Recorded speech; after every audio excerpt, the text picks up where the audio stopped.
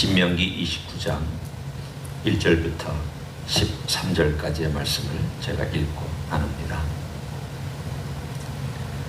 호렙에서 이스라엘 자손과 세우신 언약 외에 여호와께서 모세에게 명령하여 모압 땅에서 그들과 세우신 언약의 말씀은 이러하니라.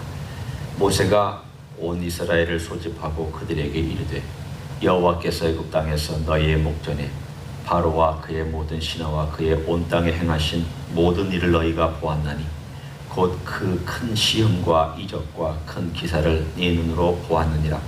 그러나 깨닫는 마음과 보는 눈과 듣는 귀는 오늘 여호와께서 너에게 주지 아니하셨느니라.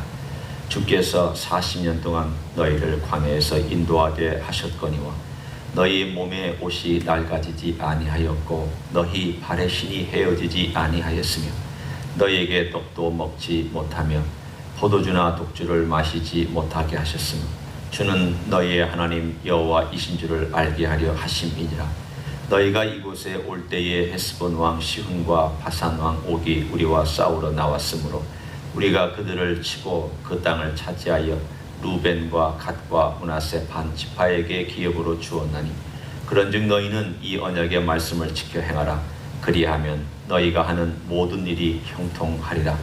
오늘 너희 곧 너희의 수령과 너희의 지파와 너희의 장로들과 너희의 지도자와 이스라엘 모든 남자와 너희의 유아들과 너희의 아내와 및 내 진중에 있는 객과 너를 위하여 나무를 패는 자로부터 물 깃는 자까지 다 너희의 하나님 여호와 앞에 서 있는 것은 내 하나님 여호와의 언약에 참여하며 또 내 하나님 여호와께서 오늘 내게 행하시는 맹세에 참여하여 여호와께서 네게 말씀하신 대로 또 내 조상 아브라함과 이삭과 야곱에게 맹세하신 대로 오늘 너를 세워 자기 백성을 삼으시고 그는 친히 내 하나님이 되시려 함이니라. 아멘. 29장에 나와 있는 언약을 세운다 라고 하는 이 말씀은 새 언약을 말씀하시는 것은 아닙니다. 여기 보면 호렙에서 이스라엘 자손과 세우신 언약 외에 라고 언뜻 우리가 들을 때는 또 다른 언약을 또 맺으시는가 보다 라고 들을 수 있습니다. 하지만 이 말씀의 뜻은 하나님께서 첫 번째 세대와 맺었던 그 언약을 다시 한번 두 번째 세대와 갱신하여서 맺으신다는 그런 뜻입니다. 오늘 하나님께서 가나안 땅으로 들어가기 직전에 나와 있는 이 백성과 새로운 세대와 하나님과의 관계에서 다시 언약의 관계를 맺음으로 갱신함으로 그들로 하여금 우리는 그냥 2등 시민이다 라는 기분을 주지 아니하고 내가 너를 직접 대한다. 내가 너희들의 아버지의 세대를 직접 대했듯이 내가 너희들도 직접 대한다. 너는 3인칭이 아니다. 내 아버지의 아들이 아니다. 내 어머니의 딸이 아니다. 너는 나의 백성이다. 누구를 거쳐서 하나님께서 언약을 맺으신 것이 아니라 직접 그 당사자와 함께 언약을 맺으시는 일종의 갱신이라고 얘기해도 되고 새롭게 하는 어떤 의미도 있고 동시에 하나님께서 그들을 직접 대면하는 의미도 있습니다. 그런데 오늘 이 언약의 내용 가운데 우리가 조금 읽으면은 한편으로는 왜 이렇기도 하고 왜 저렇기도 할까라고 하는 표현이 나옵니다. 4절에 보면 하나님께서 큰 기적과 이사를 행하셨음에도 불구하고 그러나 깨닫는 마음과 보는 눈과 듣는 귀는 오늘 여호와께서 너에게 주지 아니하셨느니라. 하나님께서 깨닫지 못하게 하셨다 그 뜻이죠. 그런데 5절과 6절에 보면 먼저 다 읽지는 않겠습니다만 6절의 그 부분을 보면 주는 너희의 하나님 여호와이신 줄을 알게 하려 하심이니라. 여기서 또 알게 하려 하신다고 말씀하셨습니다. 그러면 알게 하신다는 것은 깨닫게 하신다는 뜻입니다. 그러면 4절에서는 깨닫지 못하게 하신다는 말로 들리고 6절의 말미에 가서는 깨닫게 하신다는 말로 들립니다. 하나님의 의도가 무엇입니까? 깨달음을 주신다는 겁니까? 깨달음을 막으셨다는 겁니까?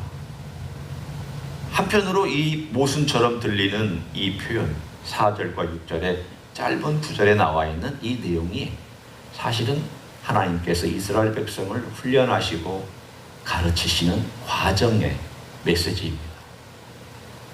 마치 이와 같습니다. 엄마가 아기를 뵈서 아기를 낳습니다. 그러면 이 아이는 엄마 품에서 엄마의 젖을 먹고 엄마의 사랑을 받으며 그 사랑의 관계에서 신뢰를 배웁니다. 아이에게 있어서 이 신뢰만큼 더 중요한 것은 없을 것입니다. 내가 보호받고 있다. 내가 엄마로부터 버림받지 않는다.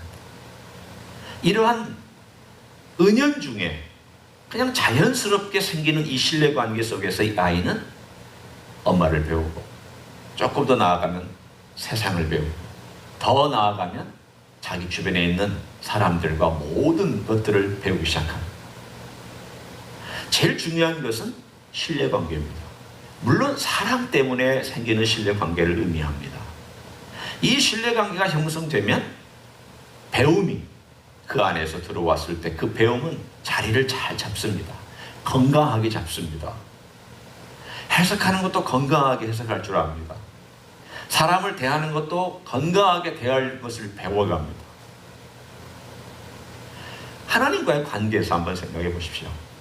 하나님과의 관계에서도 마찬가지인데, 하나님께서 그들의 지혜 문을 열어주시려고 해도 하나님과 그들과의 관계에서 신뢰관계가 형성되어 있지 아니하면 지혜 문을 열어준들 의미가 없습니다. 만약 사랑에 의한 신뢰관계가 형성되어 있지 아니한데 그들이 뭘 배워가지고 활짝 열렸다. 그 지혜 가지고 뭐에 쓰겠습니까? 하나님을 위해서 쓰는 것이 아니라 자기 영광을 위해 쓸 것입니다. 하나님과 신뢰관계에서 형성된 건강한 시각과 건강한 가치관과 건강한 태도를 가지고 하나님을 예배하고 대하고 사람들을 대하고 사람들을 사랑하는 것이 아니라 모든 것을 그 머리를 써서 자기가 원하는 것을 쟁취할 것입니다. 왜 하나님께서 어떤 건 막으셨고 또 어떤 부분은 하나님께서 밝히 보이시면서 따라오도록 천천히 행하셨는가? 하나님, 그 관계 속에서 40년 동안 이스라엘 민족이 하나님을 신뢰하지 않았습니다. 하나님 테스트하셨습니다. 하나님 사랑을 부으셨습니다. 하나님 그들에게 기적을 보여주셨습니다. 먹을 걸 주셨습니다. 그러나 떡은 안 주셨습니다. 오늘 본문에 보면 떡 안 주셨다. 그리고 포도주나 이런 건 안 주셨다. 하나님이 주신 게 있고 안 주신 게 있습니다. 만나 주셨습니다. 떡 안 주셨습니다. 메추라기 주셨습니다. 소고기 안 주셨습니다. 그러니까 예를 들면 이렇게 하나님이 허락한 것과 허락하지 않은 것들을 우리가 구분하면서 보면서 왜 하나님은 이건 허락하시고 허락하지 않으셨는가? 이러한 어려움 속에서 그들이 하나님을 신뢰하는 법을 배우라고 하나님 테스트하셨습니다. 그러나 40년 동안 실패했습니다.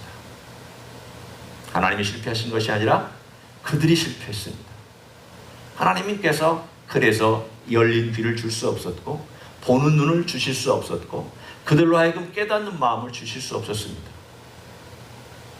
오늘 여기에 그 수준에 맞게 하나님께서 그들의 수준과 맞게 하나씩 하나씩 그들을 인도해가는 점진적인 하나님의 훈련의 방법을 사실은 오늘 본문에 마치 모세가 모순된 두 가지 이야기로 탁 던져 놓았습니다. 하나님께서 시간이 걸리더라도 그분이 원하시는 목표는 그들을 끌고 가시는 겁니다. 그럼 우리가 자녀를 기를 때 알잖아요.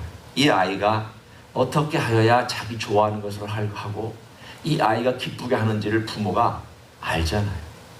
물론 우리가 첫 아기를 키울 때에는 실수도 많이 합니다. 부모가 원하는 대로 아이를 끌고 가려고 하다 보면 이 아이가 자기가 싫은 걸 하면서 또 가기도 합니다. 그걸 잘 따라가는 아이도 있지만 또 자기 개성이 강한 아이는 그것 때문에 힘들고 마음이 고통스러워하는 아이도 있습니다. 그런데 하나님은 우리 아버지십니다. 하나님 우리 아버지시기 때문에 이 아이가 어떻게 가야 되는지를 잘 알고 계십니다. 40년 동안 만약 그들을 이끌고 훈련시키지 않았다면 바로 가나안 땅에 그들이 불순종하고 하나님을 신뢰하고 관계가 형성되지도 않았는데 불구하고 가나안 땅에 집어넣었다면 어떻게 됐겠습니까? 저는 감히 짐작할 수 있습니다. 사사기 곱하기 4배, 5배, 6배의 악한 일들이 일어났을 것입니다. 이렇게 훈련을 시켜서 집어넣어서도 여러분은 300년의 사사기 동안에 어떤 일들이 일어나는지를 아시지 않습니까? 우리가 앞으로 더 시간이 지나면 사사기를 볼 것입니다. 하지만 우리는 알고 있습니다. 하나님이 이렇게 훈련하셔도 몇 세대만 지나면 또 허물어지고 또 허물어지는 것이 인생이구나. 그래서 하나님은 그러한 불순종하고 또 허물어지는 그들을 또 그 세대에 맞게 또 훈련하고 또 하나님께서 징계도 하시고 사랑하시면서 끌고 가시는 이 모습을 오늘 본문의 4절과 6절에서 말씀하고 있는 내용입니다. 그 가장 중요한 메시지가 그래서 어디에 있는가 하면 12절과 13절에 거기 숨어져 나와 있습니다. 한번 보십시오. 이 언약에 하나님께서 참여시키는 목적이 있습니다. 내 하나님 여호와의 언약에 참여하며 또 내 하나님 여호와께서 오늘 내게 하시는 맹세에 참여하여 여호와께서 내게 말씀하신 대로 또 내 조상 아브라함과 이삭과 야곱에게 맹세하신 대로 오늘 너를 세워 자기 백성 삼으시고 그는 친히 내 하나님이 되시려 함이니라. 이미 하나님이시잖아요. 그 자손이니까 이미 계약 안에 들어와 있지 않습니까? 그런데 하나님께서 너는 내 백성이 되고 나는 내 하나님이 될 것이다. 마치 이 내용을 그대로 듣고 있으면 아직 하나님이 아니신데 앞으로 하나님이 되시려 하는 것처럼 그런 느낌으로 이 말씀이 다가옵니다. 왜 이렇게 말씀하셨을까? 두 가지를 볼 수 있습니다. 하나님은 그들이 하나님이셨습니다. 우리에도 똑같습니다. 예수님은 우리의 예수님이십니다. 그러나 동시에 하나님은 그들이 하나님이 되셔야 합니다. He is becoming their God.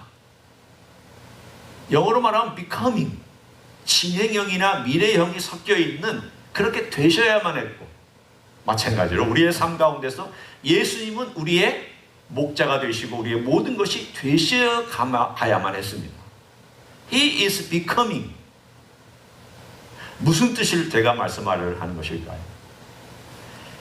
우리의 삶 가운데서 하나님은 우리의 하나님이십니다. 하나님은 또 하나님으로서 우리를 너는 내 백성이다 라고 말씀하십니다. 그러나 동시에 하나님은 너는 내 백성이 되어야 한다 라고 말씀하십니다. 그리고 우리에게 하나님은 나는 너의 하나님이 되어야 한다 라고 말씀하십니다. is와 becoming이 같이 있습니다. 하나님께서 우리를 계속 훈련시켜서 우리로 하여금 하나님을 닮아가게 만드는 그 과정 속에서 하나님이 쓰시는 것이 무엇입니까? 너는 이런 사람이다. 그러나 이렇게 되어야 한다. 나는 하나님이다. 그러나 나는 너의 하나님이 되어야 한다. 이 두 가지를 늘 겸용해서 우리들에게 말씀해 주십니다. 예수님을 알아가는 것, 우리가 예수님을 배워가는 것이 이렇게 진행형입니다. 찬송가 453장에 보면은 이런 가사가 나오죠. 제가 좋아하는 찬송 중에 하나인데 예수 더 알기 원하네 크고도 넓은 은혜와 대속해 주신 사랑을 간절히 알기 원하네. 내 평생의 소원, 내 평생의 소원. 대속해 주신 사랑을 간절히 알기 원하네. 이 가사를 보면 예수 그리스도를 알기 원하는 마음을 찬송으로, 기도로 표현합니다. 예수 더 알기 원하네 크고도 넓은 은혜와 대속해 주신 사랑을 간절히 알기 원하네. 이 가사 내용 속에 오늘 우리가 알기를 원한다라고 표현하고 있는 내용을 내 기도로 한번 생각해 보십시오. 나는 예수님을 알아가야 합니다. 배워가야 합니다. 어떻게 배워가고 어떻게 알아가야 할까요? 하나님께서 이스라엘 백성들에게 오늘 29장에서 말씀하신 내용은 두 가지입니다. 이렇게 배워라. 나를 이렇게 배워라. 하나는 너희들의 역사와 너가 경험한 역사 속에서 배우고, 그리고 내가 준 말씀 속에서, 내가 준 율법 속에서 너희들이 그것을 듣고 지키면서 배워라. 그러면 나를 배울 것이다. 역사 속에서 어떻게 하나님이 행하셨는가, 그 기억해야 됩니다. 그래서 꼭 기억해라. 기념해라. 이걸 세워놔라. 왜 하나님이 세워놓으라고, 기념하라고, 기억하라고 말씀하고 있습니까? 역사의 흐름을 알고 있으라는 겁니다. 하나님이 너희 조상에게 어떻게 행하셨는가, 그리고 40년 전에 어떻게 행하셨는가, 그 지난 40년을 어떻게 행했는가, 너가 태어나서부터 하나님이 어떻게 너희를 이끌고 여기까지 왔는가, 하나님이 시온과 옥이라고 하는 왕들을 어떻게 정복했는가, 하나님이 어떤 기적을 행하셨는가, 어떤 일들을 너희에게 주셨는가, 너희들이 기억하고 기념하고 그 역사 속에서 하나님을 체험하라는 겁니다. 하나님은 역사의 하나님이십니다. 갑자기 우주 공간에 뻥 하고 튀어나오신 하나님이 아니십니다.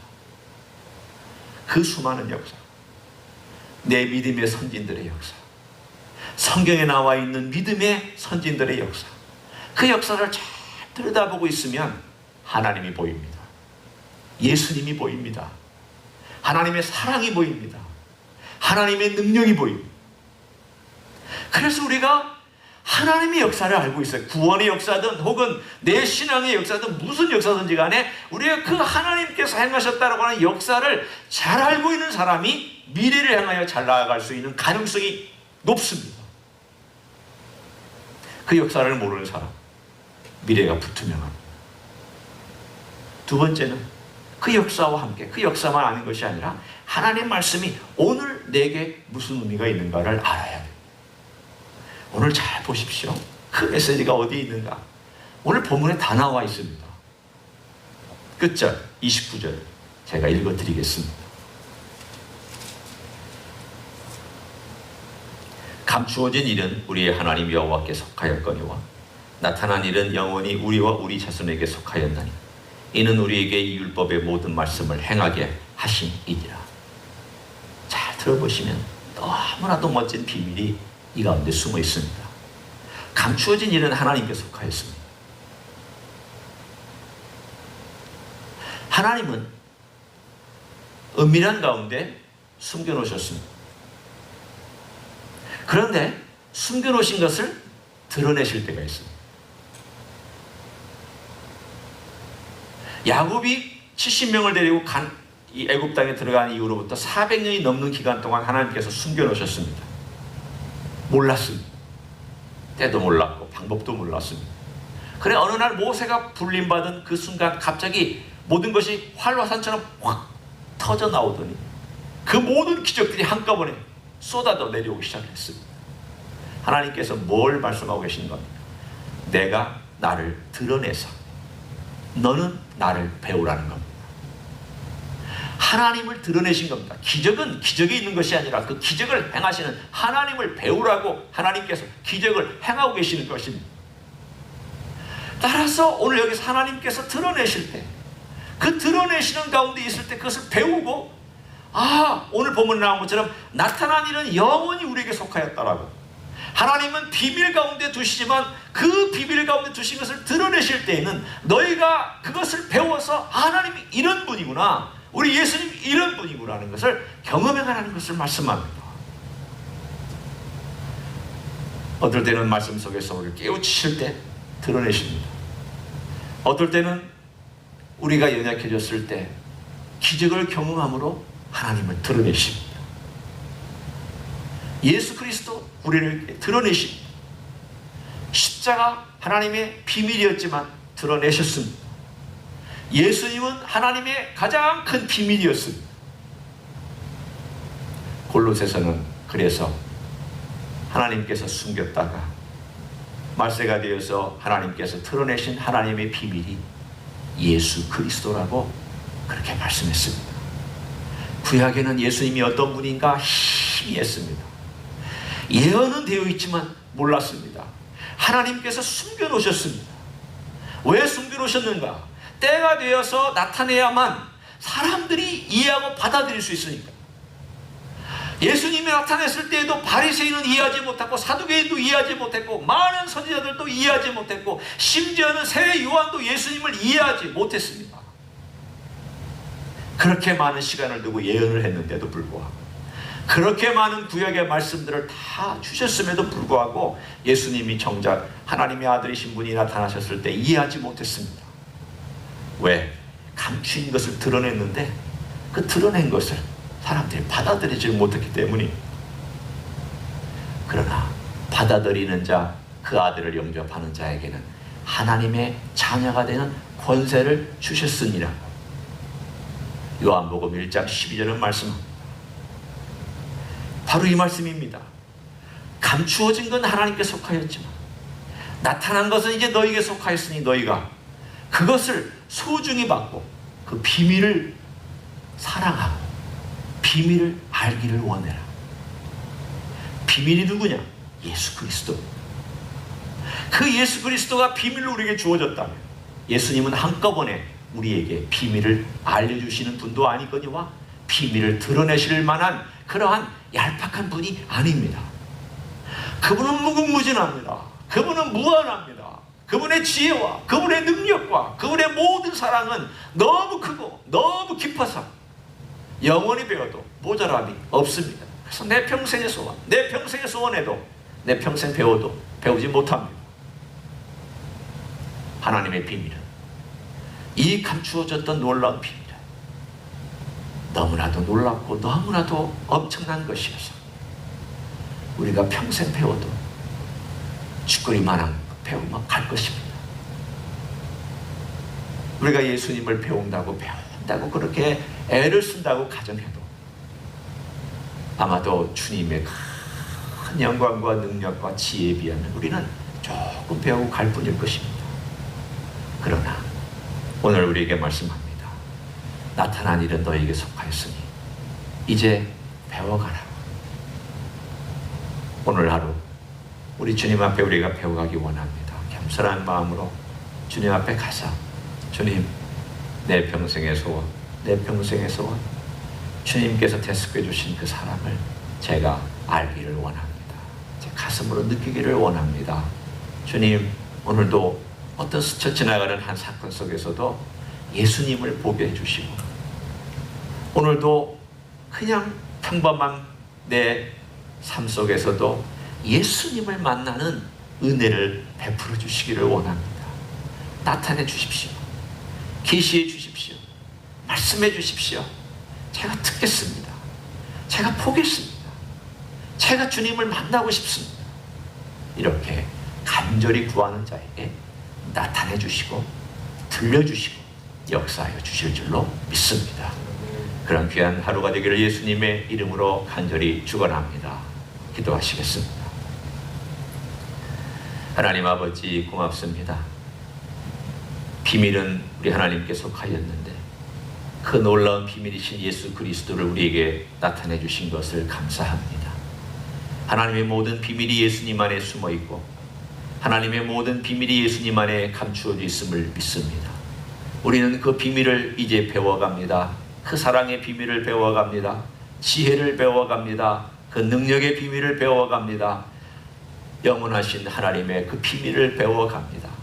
그러하오니 주여, 우리를 불쌍히 여기시고 주님의 비밀을 배워갈 수 있도록 은혜를 베풀어 주시기를 원합니다. 우리의 눈을 열어주시기를 원하오며 우리의 귀를 열어주시기를 원하오며 우리의 마음을 열어주시기를 원합니다. 우리 주님을 신뢰하며 따라가겠사오니 우리의 삶도 주님을 더 깊이 배워갈 수 있도록 축복하여 주시옵소서.